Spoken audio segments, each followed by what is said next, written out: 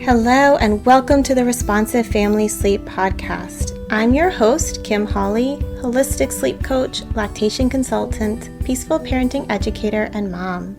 If you've ever felt overwhelmed by all the conflicting sleep info, frustrated with sleep information that just plain felt wrong, or searched desperately for a truly gentle and responsive sleep approach, then you are in the right place.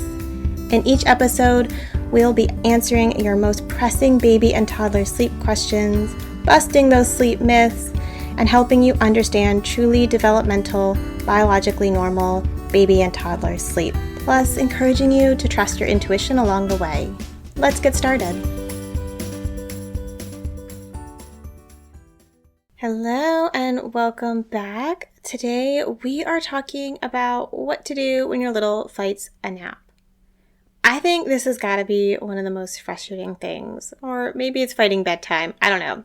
It's definitely a toss-up, but fighting naps is such a common struggle and such a frustrating struggle, especially when you know they're tired or you know they really need to get that nap in, and it's not happening. Now, my oldest was a champion nap fighter. Oh my gosh, he really just could push through and not fall asleep for so many reasons, especially as a toddler.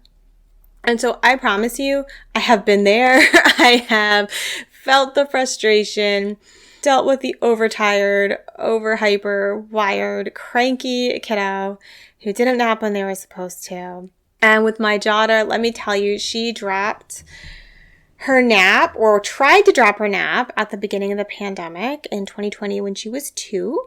And she definitely still needed to nap. And she was really struggling with her brother being home and all the changes. And that nap went haywire and it was all over the place.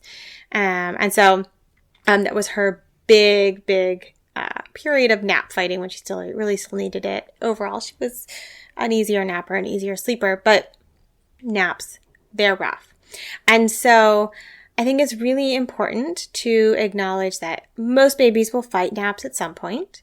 But if you have a really sensitive, persistent, active, lower sleep needs kind of kiddo, if they tick any of those boxes, it's very common for them to fight naps more. And so there's a temperament piece in fighting naps, as well as some other pieces that can shape how those naps play out.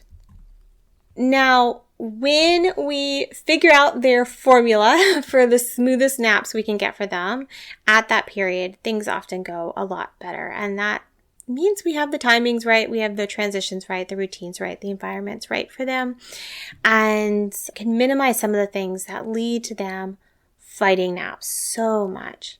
But I think it's also really an important kind of reality check that not all kiddos are going to have this really smooth settling down process for sleep.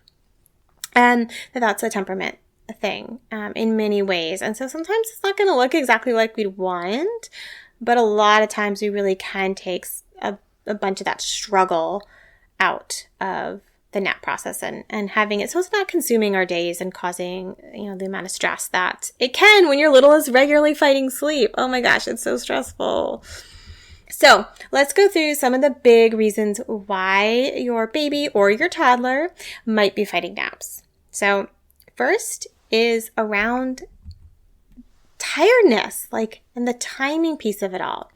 If your baby or your toddler has not built up enough sleep pressure, they're not going to be ready to sleep. They're not going to be tired, and they're not going to be ready for sleep. And so this can be about how long they've been awake. This can be about the timing, compared to other naps. This can be sometimes even the first nap of the day was super, super long. And so they've slept too much of their daytime sleep and they're just not tired enough for that second nap, even though they've been awake for a while. And so there's a big timings piece here around, your little needs to be tired in order to be ready to nap. And, sometimes when they've been awake a super long time and they're tired, but their body is already sending them signals to kind of push through, and they're getting a big second wind, and it's really hard to calm down during a second wind, right? because their body is like, well, we're supposed to stay awake. We're supposed to stay awake. We didn't have that opportunity to sleep. And they're too hyper, too wired, or too cranky in order to settle down. And so in that case, sometimes we just need to give it some more time, right? Even if they've already had a lot of time, let them calm back down, and then we can get them to sleep. So a lot of times littles will fight naps when they just didn't burn off enough energy during the time they're awake. And so this is especially true for our highly active kiddos that need a lot of stimulation and a lot of activity in order to be tired enough for sleep, to really be ready to settle down for sleep. So it's not just about how long they've been awake, but the amount of activity and stimulation they've had during that awake period. Many littles need a transition, right? They can't go from super active play and then to sleep, right? That abrupt transition can be hard for some littles. And so a pre-nap routine, maybe some calmer play ahead of the nap can really help bring their energy down more slowly and have them headed into nap time in a better place. Sometimes their sleep environment is just really distracting, right? If we're trying to get a nap in, out and about, in a restaurant, at a park, around a play date, older siblings, some kids can do that really, really well. And some littles can do that in some phases really well, but not other phases. And so some kiddos just need a calmer, less stimulating environment in order to settle down for sleep. And, that might just be who they are. Another big reason, and oh my gosh, this was so my oldest, is fear of missing out, right? FOMO. They have FOMO. They know other exciting things are happening, and they just will fight sleep to stay engaged and stay aware and stay knowing what's happening. This is my oldest, like I said, all the time. This is my youngest at the beginning of the pandemic. Oh my gosh, she needed to know what her brother was up to, and knowing that he was home and in the house, she just could not settle down for a nap. And that's a hard one to deal with because there's only so much we can do, and we can pretend, oh, it's boring around here, nothing's happening. You can be like, oh, mommy and daddy, or, your parents are going to take a nap and no, nothing happens while you nap. But, it can be really hard for some littles to disconnect and let go of that engagement in the world and what's happening around them. Some kids sleep better at daycare because when everyone's going down for nap at the same time, because there isn't that fear of missing out. It's like that, not peer pressure, but, everyone's going down, everyone's doing it, and they're able to sleep better when they're in that kind of environment. Of course, we can, have a whole conversation about the flip side of not napping well at daycare or in childcare settings. But I do find sometimes that everyone's going to sleep at the same time, particularly for toddlers, right? Can help with some of that fear of missing out. So your little's fighting a nap for whatever reason. Doesn't matter. I mean, it does in the sense that you want to look for patterns, but it doesn't matter in the sense that in the moment, what do? You try for a nap. Maybe for about 15 minutes. And if it is clearly not happening, take a break. Go do something else. Play quietly, read a book, take the pressure off. Just don't try to get a baby down for a nap forever and ever and ever. It's so frustrating. It's frustrating for them. It's frustrating for you. And for whatever reason in the moment that they're not napping, accept it. It could be that they're not tired. It could be they're having trouble down-regulating. It could be whatever. Just take a break, do something else, and try again. And that just takes so much of the frustration out of it. Yes, it does mean the timing might be off. It does mean that maybe you try for the nap, a couple times, but